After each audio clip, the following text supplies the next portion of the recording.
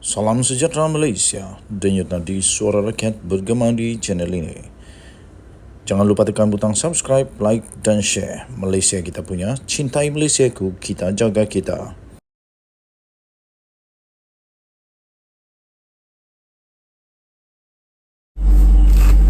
Salam sejahtera Malaysia, denyut nadi suara rakyat terus bergema di channel ini. Ada keputusan terbaru daripada Bersatu.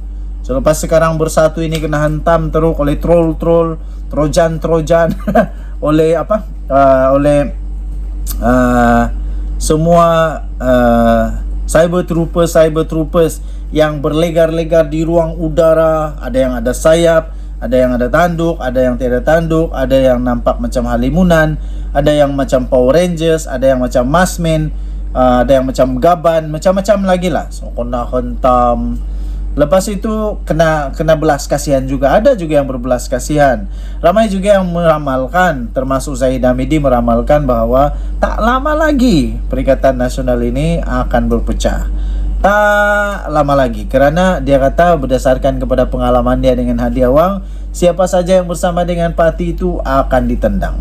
Kita tengoklah betul atau tidak. Saya pun tidak pasti. Tapi selepas itu Bersatu membuat pengumuman yang mengejutkan.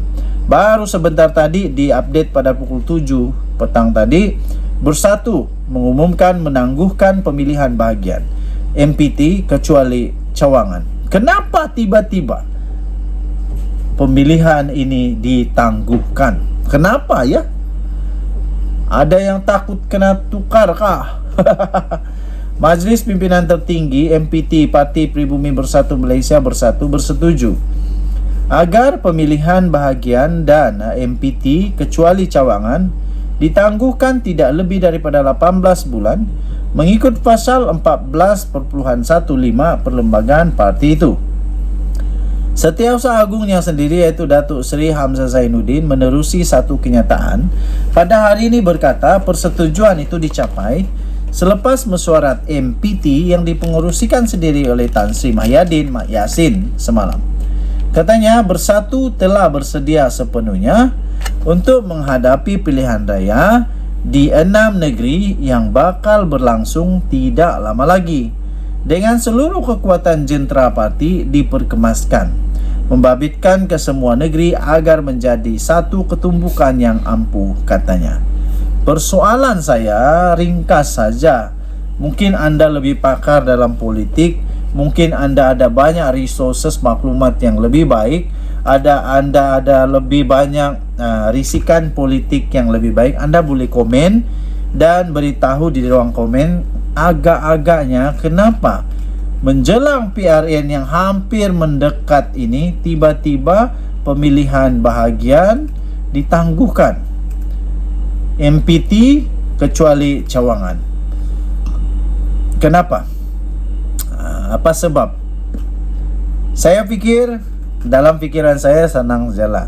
Secara logiknya, kerana tidak mau risiko yang bakal mendatang dengan fokus kepada pilihan raya negeri boleh terhilang fokusnya jika tiba-tiba terjadi pula perebutan kuasa, perebutan jawatan maksud saya di dalam Parti Bersatu kerana ada pemilihan. Jadi mungkin sebab itu pemilihan ini ditangguhkan dulu. Persoalan seterusnya ialah mungkinkah adakah orang takut hilang kuasa? Saya pun tidak pastilah. Dan adakah mereka juga sebenarnya sudah terikut-ikut pula dengan UMNO yang selama ini diorang dulu cakap ini sekarang sendiri pula terkena. Denyut nadi suara rakyat bergema di channel ini. Ingatkah kamu dulu Hamzah Zainuddin lah yang telah meluluskan yang ditunggu-tunggu keputusan sama ada perubahan kepada perlembagaan UMNO itu diluluskan atau tidak oleh ROS. Pada waktu itu Hamzah Zainuddin jadi Menteri dalam Kementerian Dalam Negeri. Jadi kali ini seolah-olah Bersatu pula terkena badi kepada UMNO. Denyut nadi suara rakyat bergema di channel ini. Bye-bye. Salam sejahtera Malaysia. Denyut nadi suara rakyat bergema di channel ini. Nampaknya di Kelantan pun Anwar Ibrahim tetap diterima dengan baik. Tapi taklah sampai 50,000 orang datang dengan 18,000 cucuk sate, 8 ekor 15 ekor kambing golek, kalau tidak silap 15 ekor, 3,000 juada. 3,000 jenis juada, tak masuk akal langsung. Tapi kali ini lebih jujur laporan ini. Saya pikir ini lebih jujur, lebih logik. Sebab kalau 50,000 orang datang, kamu tahu tak berapa ramai 50,000? Macam mana perlu besarnya kawasan itu.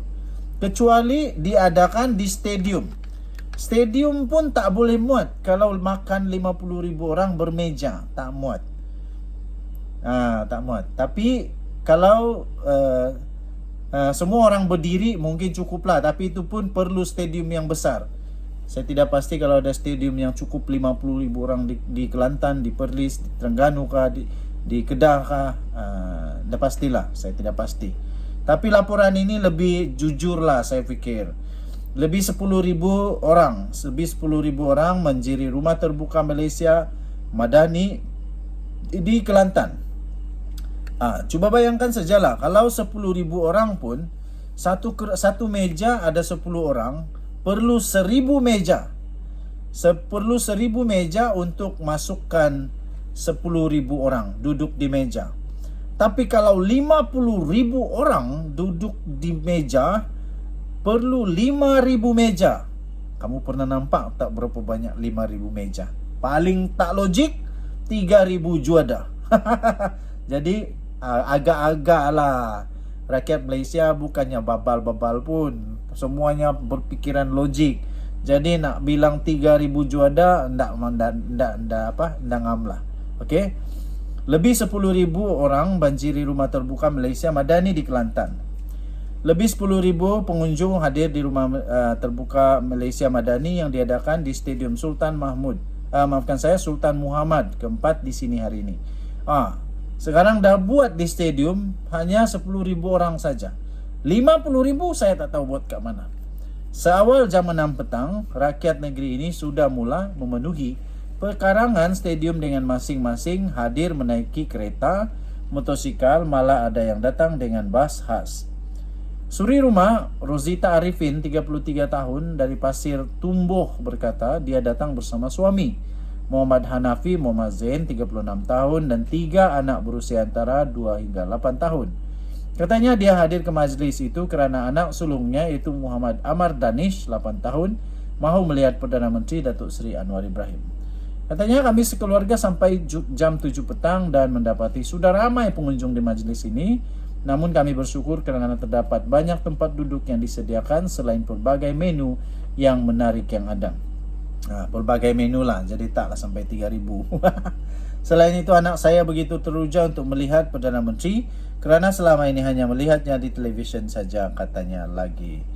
Peniaga kedai makan Nur Mazlatun Akmal Muhammad Nur Kamal, 32 tahun pula berkata dia datang dengan menunggang motosikal dan membawa anak keempat daripada 6 adik-beradik. Muhammad Akid Muhammad Azli, 8 tahun. Dia tinggal di Pulau Belanga. Berkata dia sampai di Rumah Terbuka itu pada pukul 7 petang dan gembira melihat kemeriahan majlis berkenaan. Okey, jadi tahniah diucapkan kepada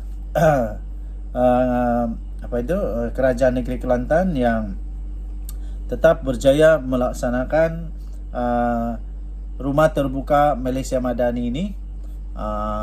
Ketepikan dululah pasal politik tu, ketepikan. Yang penting perlu untuk meraihkan rakyat jelata. Tahniah diucapkan kepada Kerajaan Negeri Kelantan yang berjaya melaksanakan Rumah Terbuka ini bersama dengan Kerajaan Pusat, kerajaan daripada Putrajaya. Denyut nadi suara rakyat bergema di channel ini. Bye bye. Selamat petang Malaysia.